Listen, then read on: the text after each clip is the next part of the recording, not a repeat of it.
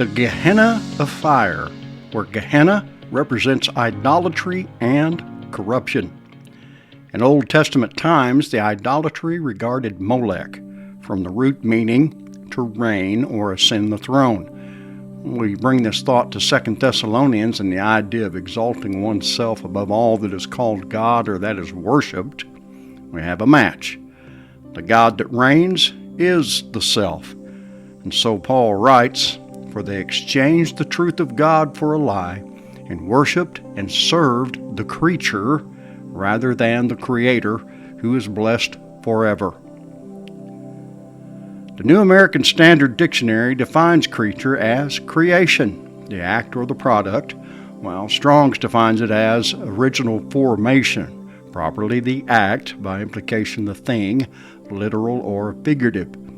In my mind, I see the original formation as the first man, Adam, referring to the natural man or essence that's in all of us when we enter this earthly plane.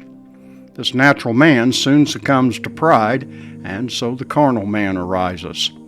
This is where idolatry begins, and our sowing to the flesh, which is not evil in itself, is perverted due to our excessive love of the self. The worship of Molech included the sacrifice of children. In 22 occurrences, the phrase "pass through the fire" is used, where pass means to pass over, through, or by, pass on, and fire means fire. Perhaps I'm being too simplistic, but I see all forms of idolatry as the worship of the self. After all, any God in our life is a product of our own thinking, isn't it? The word for this is ideology. Gemini gives us the following about this word. At its core, an ideology is a comprehensive set of beliefs, values, and ideas that shapes how a person or a group understands the world and makes decisions within it. It acts as a mental lens or framework through which we interpret social, political, economic, or moral realities. In everyday language, an ideology is a shared system of thinking that guides human behavior and social expectations. It defines what a group considers normal, just, or ideal. I think all of us can agree that the most important ideologies are those that produce gods or absolutes in our lives. Hence the reason the first commandment states, "You shall have no other gods before me." Gods, plural, meaning more than one. So when I think of gods, I think of any and all things we deem most important as it pertains to our mental lens or framework through which we interpret our social, political, economic, or moral realities. That said, let's continue to keep it simple. When we consider the mental structure of all the gods in our lives, it comes down to one basic and important understanding: the spirit behind these mental structures. When that spirit is a haughty spirit, we're heading for a fall, not only one that affects us, but also our children and others. This pride or inordinate love of the self becomes the fire through which our children or successive generations pass. And let me remind you, a fall doesn't always mean destruction in an obvious form. It can also mean conducting our lives in a fallen state of being that we believe isn't. This brings us to the second commandment. "You shall not make for yourself an idol, or any likeness of what is in heaven above, or on the earth beneath, or in the water under the earth. You shall not worship them or serve them, for I, the Lord, your God, am a jealous God, visiting the iniquity of the fathers on the children, on the third and the fourth generations of those who hate me, but showing loving kindness to thousands, to those who love me and keep my commandments." At first glance, one might think that visiting the iniquity of the fathers on the children suggests that an angry God stands ready to recompense us for our prideful deeds. But let me offer an alternative view. The principle of sowing and reaping already does this apart from God's intervention. In other words, pride brings its own source of suffering and discipline. This, my friend, is the fire of Gehenna, our resistance to God's law and nature bringing its own recompense. In Exodus 20, verse 5, the word iniquity is defined as perversity, that is, moral evil. Though slightly different from the definition we considered in the previous study, it suggests the same thing, a lawless state of being. That said, a lawless disposition is clearly the manifestation of an inordinate love of the self and a resistance to the moral essence of our Creator. Gehenna tells us that perversity in its most basic sense is the quality of being turned the wrong way due to one's stubbornness. This agrees with 1 Samuel 15:23, where it says, "Stubbornness is as iniquity and idolatry." Now, to our word visiting. This is the Hebrew transliteration, Paqad.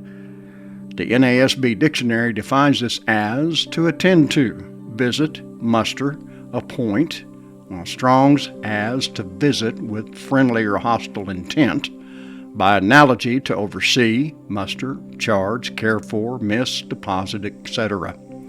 As we see, there's more to this word than what first meets the eye. Paqad is found 305 times in the King James Old Testament, where it's translated as punish 31 of those times. Here's what my, quote, discussion with Gehenna returned. Strong's and the King James translators rendered Paqad as punish in 31 instances because, in those contexts, the inspection reveals a debt that must be settled. Imagine a building inspector visiting a construction site. If the building is up to code, the visitation is a blessing and/or approval. If the building is a hazard, the visitation results in fines and/or penalties. The punishment isn't a separate definition of the word. It is the inevitable consequence of the inspection. In the context of Exodus 20, verse 5, the visiting of iniquity is the idea of God bringing the accounts to light. He is not ignoring the perversity, but He is allowing the reaping phase of that iniquity to play out through the generations. Is punish a valid factor? Technically, punish is a functional translation rather than a literal definition.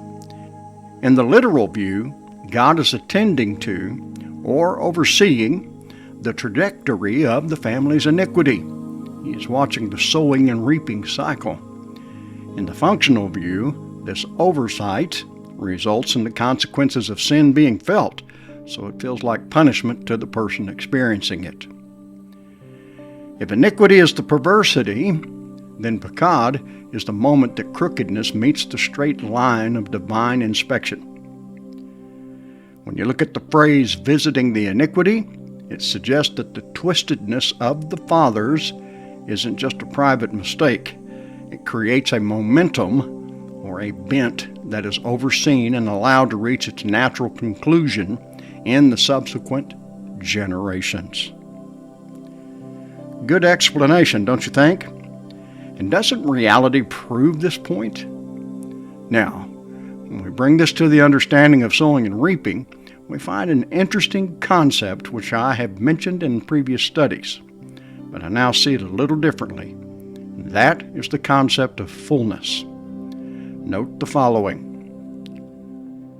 But when the fullness of the time had come, God sent forth His Son, born of a woman, born under the law, to redeem those who were under the law, that we might receive the adoption as sons. For a long time, I saw fullness as the ripened fruit of the tree.